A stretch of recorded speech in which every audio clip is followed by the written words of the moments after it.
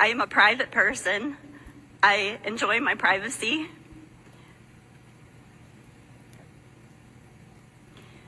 My name is Lonnie Miller, and I live in East Palestine, Ohio with my family, my husband and my son, and we have lived in our home for almost 30 years.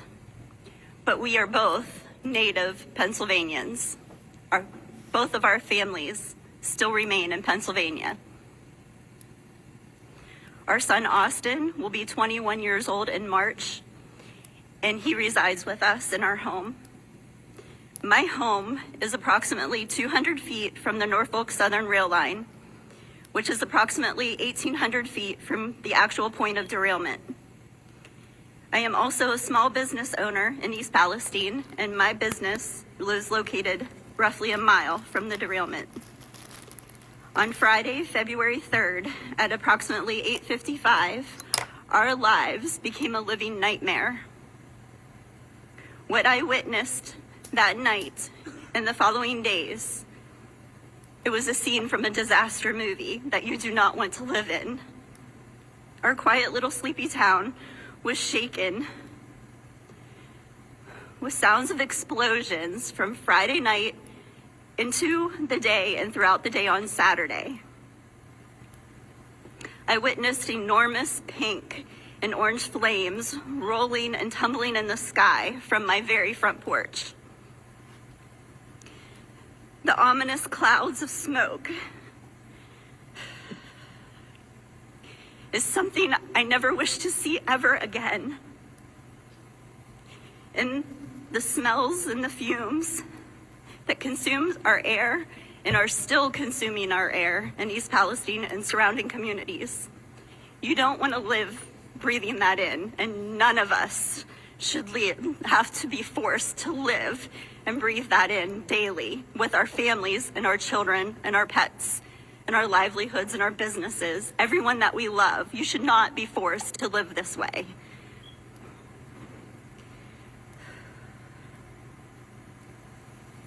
Sorry. So sorry.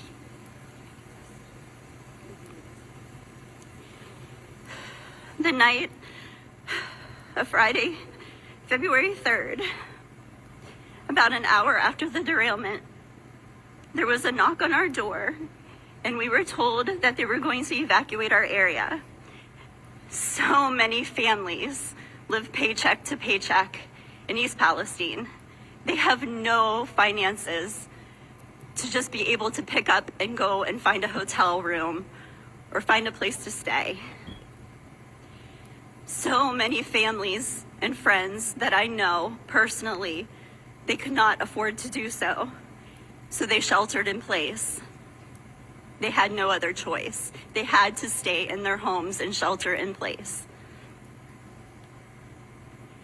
Around 6 a.m. on Saturday morning, February 4th, there was a press release that stated the air was fine and that they were battling the fires. And we were also told, if you could not leave your home, shelter in place. And at the same time, we were told that the EPA was monitoring our air and it was showing no health risks. On Sunday morning, February 5th, the Sheriff's Department began going door to door asking for head counts of who was still in the evacuation zone. We were told that there was a possibility that Norfolk Southern will have to have a controlled burn, and that's how they were going to control the tanker that was unstable. Living in pure panic and anxiety and anguish, you just don't know what to do. You do not know what to do. You don't know who to trust.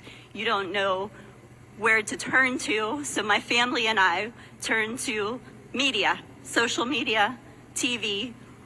We kept waiting for those press conferences and breaking news, East Palestine, Ohio, train derailment. There was nothing. We were relying on social media to know what was happening in our own backyard.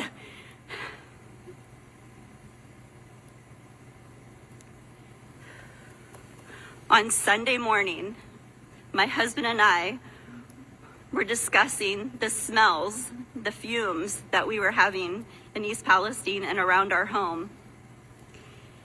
My husband has a brilliant mind, and he reasoned out that the fumes were coming from the waterways and the streams and the creeks. And this is why the reports of the dead fish and the pictures of the dead fish were coming in. He knew Sunday morning that these chemicals made it into our waterways and our streams and our creeks.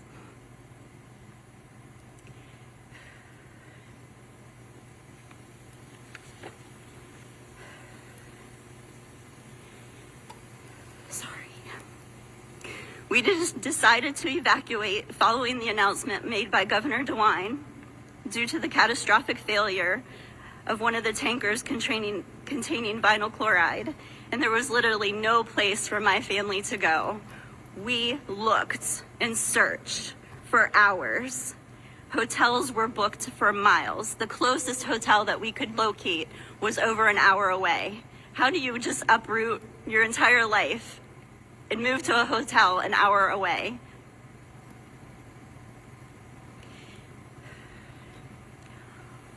I believe during that same press conference, Governor DeWine stated that roughly 30 homes across the Ohio-Pennsylvania border, roughly 20 people on that side would be directly impacted and within the hazardous zone.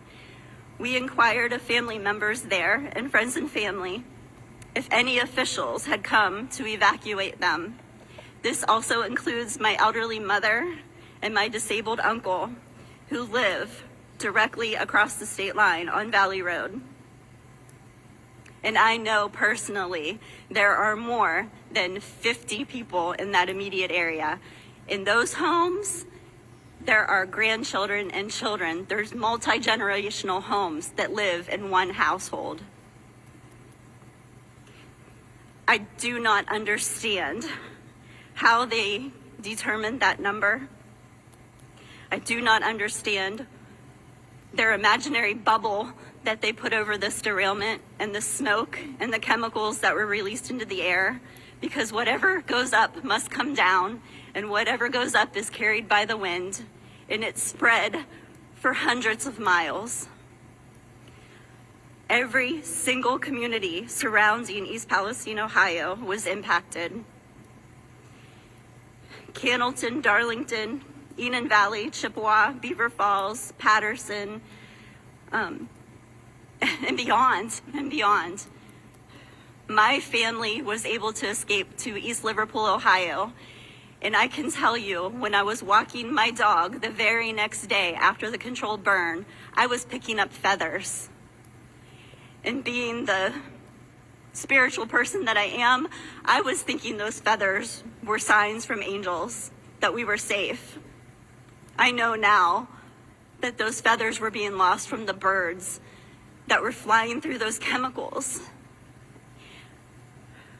A dear friend of mine lives in Chester, West Virginia, right across from East Liverpool, Ohio. And that day, she found 2 dead birds on her sidewalk right outside her home.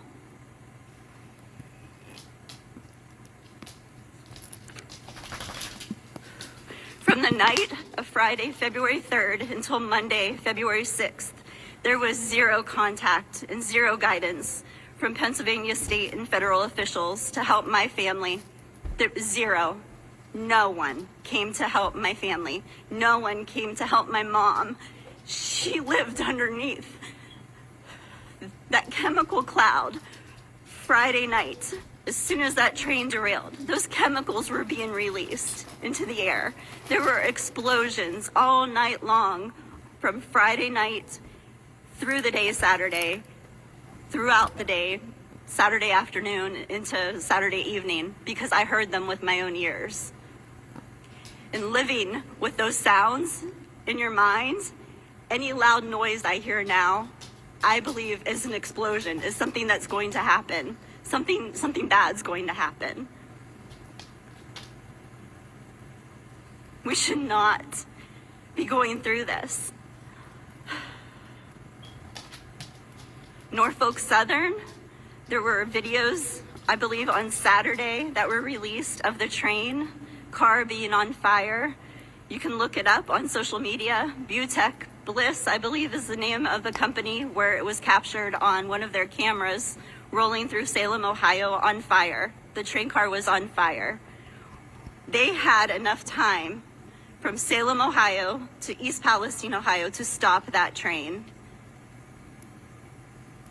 After reading about the dangers of vinyl chloride and phosgene gases and how deadly these toxins are, I am here today to ask, why didn't someone notify my family and all the families in our surrounding communities and let us know that we needed to leave and help us get evacuated and into a safe place?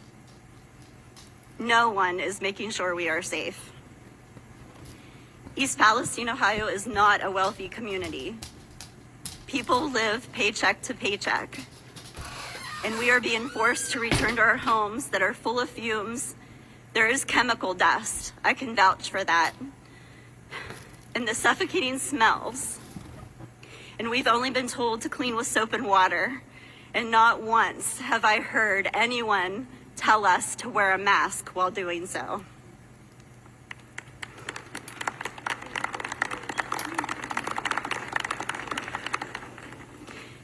We are being told that our air quality is safe, but we are enduring rashes. One of my very best friends has been diagnosed already with chemical bronchitis because she lives right next to the creek that they are constantly churning that water and releasing the fumes into the air, and her home is right there. She has no money to move. She has no finances to move. Where is our government helping these people get out of those homes so they do not have to live there?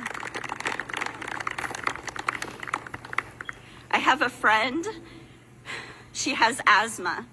She lives roughly a mile and a half out of East Palestine, where the derailment site is. She recently had knee surgery, and she cannot return to her own home that she has worked her entire life for to recover. She is recovering in her mother and father's house over in Cranberry, PA. She can't return to her own home because of the fumes and the smells. I have another friend who is in healthcare. Her face has been swollen for the last week and a half. She is embarrassed to leave her home, but yet she can't. She's forced to live in her home. She's embarrassed to leave her own home because of what she's experiencing, but being stuck in her home is what's causing it to happen to her. I myself have experienced the burning eyes, the lips, and the dizziness when I'm trying to clean, and I am breaking out in a rash on my face and my cheek. This has started within the last 2 days.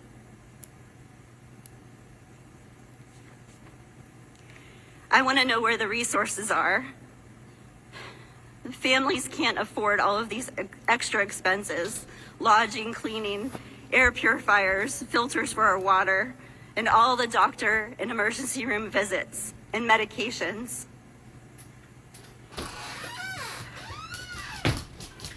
And I just want you all to imagine how it felt, how it would feel for you to watch Norfolk Southern build the track in front of your home when you know that it's still burning down the track, but yet they're building new sections of rail right in front of your home hours after the derailment. Norfolk Southern is a multi-billion-dollar company that caused this disaster. They could have prevented it. There are no excuses. We, the people, were forced to evacuate our homes. And we're probably going to be forced to give up everything that we've worked our entire lives for. The home that you raise your family in, your children. I want to ask why Norfolk Southern was so busy assembling those rails to get their track moving. Why were they not putting plans into place and mitigation efforts to control the chemicals, why were they not damming it up somehow to prevent that from getting into our waterways and the chemicals getting into our waterways? They were using all of their resources and their money to get their rail reassembled so they could move that train through as soon as the evacuation order was lifted. Trains rolled through our town while fires were still burning. Families were still away from their homes. All they cared about was getting that train moving down those tracks. They did not care about us. And I'm asking you today to find out why we have been failed repeatedly over and over. We just want to be heard. There are so many stories that I could tell you. Being a mom, living in East Palestine for 30 years, being a small business owner, I know a lot of people. And when you know that there was an elderly gentleman, he's roughly 70 years old, and he breaks down on the sidewalk crying because everything that he's worked for in his entire life, it's gone. It's gone. We just want some answers, okay? We're really hoping that you guys can help find those answers for us. Thank you.